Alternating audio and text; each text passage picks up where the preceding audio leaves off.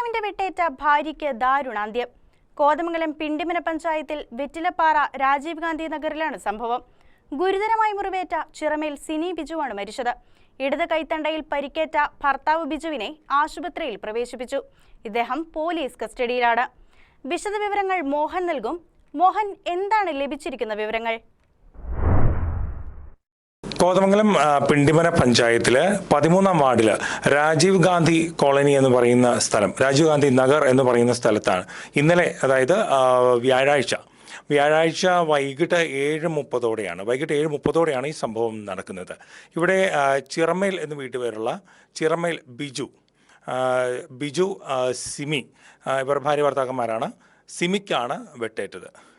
ഒരു കലഹത്തെ തുടർന്നായിരുന്നു ഈ അക്രമം ഉണ്ടായിരിക്കുന്നത്. ഇവരുടെ വീട്ടിൽ ഈ ബിജു എന്ന് പറയുന്ന വ്യക്തി, ഭർത്താവായ ബിജു എന്ന് പറയുന്ന വ്യക്തി ഒരു കെട്ടിട നിർമ്മാണ തൊഴിലാളിയാണ്. സിമിക്ക് കോതമംഗലത്തെ ഒരു പ്രമുഖ സ്വകാര്യ ആശുപത്രിയിൽ അവർക്ക് സ്വീപ്പർ ജോലിയാണ്.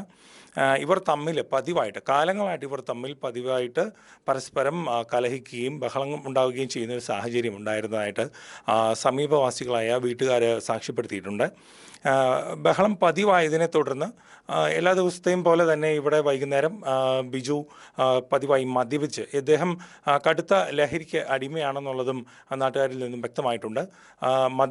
പതിവായി മദ്യം കഴിക്കുന്നു. മദ്യത്തെക്കാൾ ഉപരി മറ്റു പല ലഹരികൾക്കും ഇദ്ദേഹം അടിമയാണെന്ന് നാട്ടുകാർ പറയുന്നുണ്ടായി. ലഹരിക്ക് അടിമയായ ഇദ്ദേഹം എല്ലാ ദിവസവും വീട്ടിൽ വന്ന് വൈകുന്നേരങ്ങളിൽ ബഹളം ഉണ്ടാക്കുക പതിവായിരുന്നു. പതിവ് പോലെ തന്നെ വ്യാഴാഴ്ച വൈകിട്ടും ഇത് ആവർത്തിച്ചു.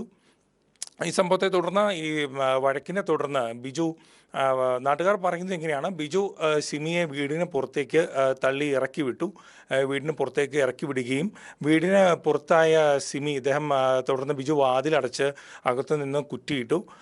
പുറത്തിറങ്ങിയ സിമി വാതിൽ തുറക്കാൻ ശ്രമിച്ചിട്ടും ഇദ്ദേഹം സമ്മതിച്ചില്ല, വാതിൽ തുറന്നില്ല. ഇതിൽ പ്രകോപിതയായിട്ടുള്ള സിമി ഒരു തൂമ്പ എടുത്തുകൊണ്ട് വന്ന് ഈ വീടിൻ്റെ മുൻവാതിൽ ഇടിച്ചു തകർത്തു. ഒരു ദ്വാരം ഉണ്ടാക്കി അതിൽ കൂടെ സിമി കൈയിട്ട് വാതിലിൻ്റെ കുറ്റി അഴിച്ച് വാതിൽ തുറന്ന് അകത്ത് കയറുകയും വീണ്ടും കലഹിക്കുകയും, ഇതേ തുടർന്ന് ബിജു അടുക്കളയിൽ നിന്നും വാക്കത്തി എടുത്തുകൊണ്ട് വന്ന് ഇവരെ തുടരെ വെട്ടുകയുമായിരുന്നു.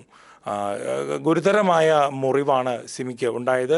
രക്തം ധാരാളമായി വാർന്ന് നമുക്ക് ചിത്രത്തിൽ കാണാൻ കഴിയും. വീടിൻ്റെ വാതിൽ തകർത്തിരിക്കുന്നത് കാണാൻ കഴിയും. ഇവർക്ക് 3 പെൺകുട്ടികളാണ് ഉണ്ടായിരുന്നത്. ഇതിൽ ഏറ്റവും ഇളയ പെൺകുട്ടി 8 മാസം മുൻപാണ് ഈ വീട്ടിൽ തൂങ്ങി മരിച്ചതായി കണ്ടെത്തുകയും ഇവർ ആത്മഹത്യ ചെയ്തു. പെൺകുട്ടി ആത്മഹത്യയാണെന്ന് പിന്നീട് അത് വ്യക്തമായിരുന്നു. ഈ പെൺകുട്ടി നഴ്സിംഗ് വിദ്യാർത്ഥിയായിരുന്നു. ഇവർ ആത്മഹത്യ ചെയ്തതായിരുന്നു. മൂത്ത പെൺകുട്ടിയും രണ്ടാമത്തെ പെൺകുട്ടിയും വിവാഹിതരായിരുന്നു. ഇതിൽ നടുവിലത്തെ പെൺകുട്ടി ഈ അപകട സമയത്ത്, ഈ അക്രമം നടക്കുന്ന സമയത്ത് ഇവരുടെ വീട്ടിലുണ്ടായിരുന്നു. ഈ പെൺകുട്ടിയും ഒരു കൊച്ചുകുട്ടിയും, ഇവരുടെ ഒരു ആൺകുട്ടി കൊച്ചുകുട്ടിയും ഈ പെൺകുട്ടിക്കുണ്ട്. ഇവർ രണ്ടുപേരും ഈ അപകടം നടക്കുന്ന സമയത്ത് വീട്ടിൽ ബഹളത്തെ തുടർന്ന് ഈ പെൺകുട്ടി അയൽവക്കത്തെ വീട്ടിലേക്ക്, ഇവർ തമ്മിൽ കലഹിക്കുന്നത് കണ്ട് പെൺകുട്ടി വീട്ടിൽ നിന്നും പുറത്തേക്ക് ഇറങ്ങി പോവുകയാണ് ഉണ്ടായത്. അയൽപക്കത്തെ വീട്ടിൽ എത്തുകയായിരുന്നു. അവരവിടെ നിൽക്കുമ്പോഴാണ് ഈ അപകടം.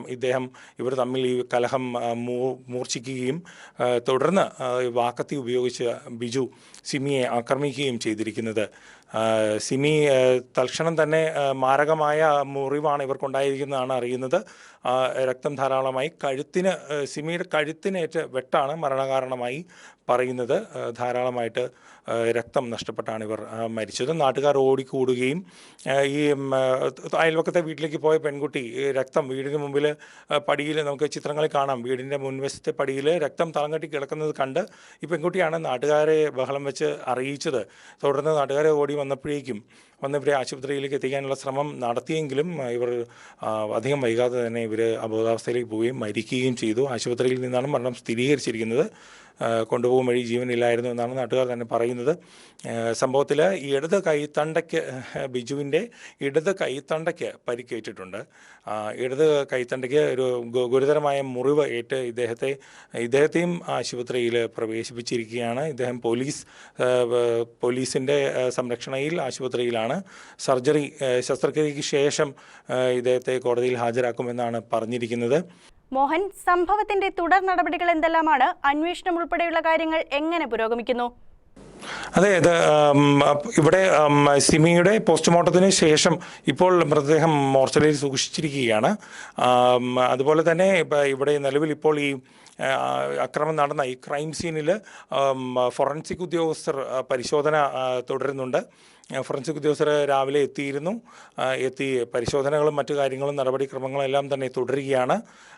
അതുപോലെ തന്നെ ബിജുവിനെ ഉടൻ തന്നെ ഏതാനും 1-2 ദിവസത്തിനകം, നിലവിലിപ്പോൾ ശസ്ത്രക്രിയയ്ക്ക് ശേഷം ഉള്ള നിരീക്ഷണത്തിന് ശേഷം ഏതാനും 1-2 ദിവസത്തിന് ശേഷം ഇദ്ദേഹത്തെ മജിസ്ട്രേറ്റിന് മുമ്പിൽ ഹാജരാക്കുകയും തുടർ നടപടികളിലേക്ക്, റിമാൻഡ് അടക്കമുള്ള കാര്യങ്ങളിലേക്ക് പോവുകയും ചെയ്യും. അതുപോലെ തന്നെ സിമിയുടെ മൃതദേഹം മറ്റ് പോസ്റ്റ്മോർട്ടം നടപടികൾക്കെല്ലാം ശേഷം വിട്ടു നൽകുകയും അതിനെ തുടർന്ന് സംസ്കരിക്കുകയും ചെയ്യുമെന്നാണ് നമുക്ക് അറിയാൻ കഴിയുന്നത്.